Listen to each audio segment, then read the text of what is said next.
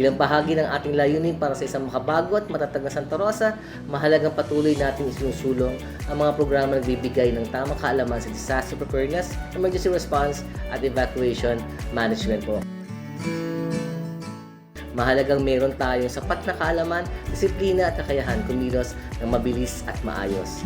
Sa pamamagitan po ng mga ganitong nasanay, mas napapalakas po natin hindi lamang ang kakayahan ng bawat at individual, kundi maging ang kabuuang sistema ng pagtugon ng ating komunidad.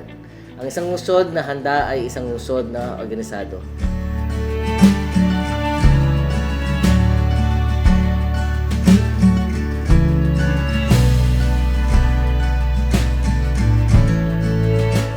Sa pamamagitan ng seminar na ito, mas mapagtitibay natin ang pagiging alerto, maagap na pagtugon at wastong pag-aksyon sa mga sitwasyong nangangailangan ng mabilis na at maayos na responde. Napakahalaga nito hindi lamang para sa ating sariling kaligtasan, kundi para din sa ating pamilya, mga katrabaho at buong komunidad.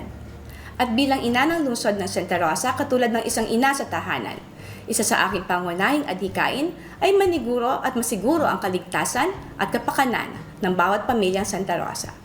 Kaya naman asahan ninyo ang aking buong suporta sa mga programang nagsusulong ng kahandaan, disiplina at responsableng pagtugon sa panahon ng sakuna. Sama-sama nating ipagpatuloy ang pagsusulong ng isang ligtas, handa at responsableng komunidad. Maraming salamat po.